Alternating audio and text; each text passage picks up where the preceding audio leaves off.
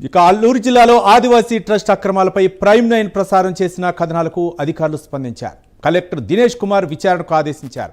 జిల్లా cooperative officer కృష్ణరాజును విచారణ అధికారిగా నియమించారు. ట్రస్ట్ అక్రమాలపై సమగ్ర దర్యాప్తు జరపాలని ఆదేశించారు. కలెక్టర్ ఆదేశాల ప్రకారం 2 అసిస్టెంట్ రిజిస్ట్రార్లను నియమించినట్లు కృష్ణరాజు తెలిపారు. ఈ వ్యవహారంపై పూర్తి విచారణ జరిపి కలెక్టర్కు నివేదిక ఇవ్వనున్నట్లు తెలిపారు. దీనిపై విశాఖ నుంచి మా correspondent Vasu exclusive field report అందిస్తారు. వాసు, గత కొన్ని రోజుల నుంచి కూడా ఆదివాసీ ట్రస్ట్ అంటే అమాయకమైన గిరిజనుల్ని ఏ విధంగా మోసం చేస్తున్నారో ట్రస్ట్ పేరు చెప్పి ఈ ట్రస్ట్ ద్వారా ఎలాగా వాళ్ళతో డబ్బులు కట్టించుకుని మోసం చేశారు అనేది గత 4-5 రోజులుగా కూడా వరుస కథనాలు ప్రైమ్ 9లో రావడంతో వాళ్ళందరూ కూడా స్పందించారు. ప్రభుత్వం స్పందించింది, జిల్లా అధికారులు స్పందించారు. అల్లూరు జిల్లా కలెక్టర్ ఈ మేరకు ఈ కథనాలపై స్పందించి ఒక విచారణ కమిటీని కూడా వేయడం జరిగింది. మొత్తం కోఆపరేటివ్ సంబంధించి జిల్లా ఇన్ఛార్జిని దీనికి అధికారిగా నియమించారు.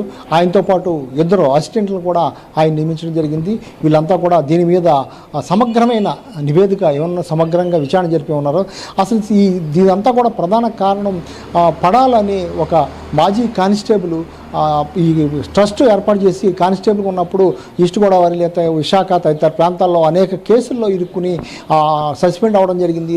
ఆ తర్వాత ఇక్కడికి రావడం జరిగింది. వచ్చి అల్లూరు జిల్లాలో ఆ ట్రస్ట్ ఏర్పాటు చేశారు. ట్రస్ట్లో కూడా మెంబర్లు జాయిన్ చేసుకోవడం, మెంబర్షిప్ వేరు, మళ్ళీ విరాళం వేరు.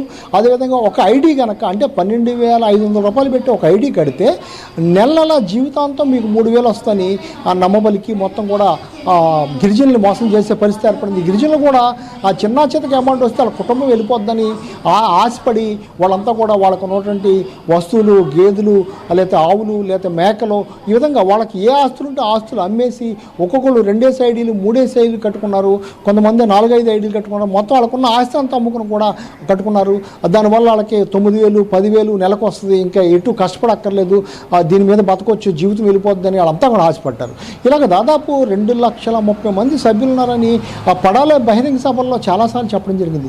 ఈ 2,30,000 మంది సభ్యుల్ని ఈ విధంగా ఐడి కార్డుల ద్వారా, విరాళాల ద్వారా, సభ్యత్వం ద్వారా కోట్లాది రూపాయలు వసూలు చేశాడు. దాదాపు 100 కోట్ల వరకు వసూలు చేసినట్టుగా కూడా వాళ్ళందరూ చెప్తున్నారు. అంతేకాక ఆ గిరిజన ప్రాంతాల్లో వీళ్ళకి నెల డబ్బులు ఇవ్వడమే కాకుండా గిరిజన ప్రాంతాల్లో మంచినీటి సౌకర్యం, విద్యా అవకాశాలు, గిరిజనులకి లాయర్లుగా డాక్టర్లుగా చదివించుకునే అవకాశం కల్పిస్తాం. దీని ద్వారా మనం బతుకుదామని ఒక ఆదివాసీకి చెందినటువంటి పడాలే అదే ఆదివాసీలు మోసం చేయడం జీర్ణించుకోలేకపోతున్నారు. దీనిపై ఇప్పటికే చాలా మొత్తం కలెక్టర్ ఫిర్యాదు చేయడం జరిగింది, ఎస్పీకి ఫిర్యాదు చేయడం జరిగింది.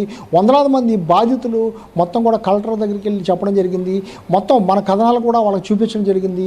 మొత్తం సమగ్రంగా మనం ఇచ్చినటువంటి కథనాలని పరిశీలించినటువంటి అధికారులు అయితే ఆ కమిటీని వేయడం జరిగింది. ఈ కమిటీ కొన్ని రోజుల్లోనే మొత్తం కూడా దీనికి సంబంధించిన వివరాలన్నీ కూడా సేకరించి ఒక సమగ్రమైన నివేదిక తయారు చేసి మొత్తం ప్రభుత్వానికి లేదా కలెక్టర్కి ఉంది.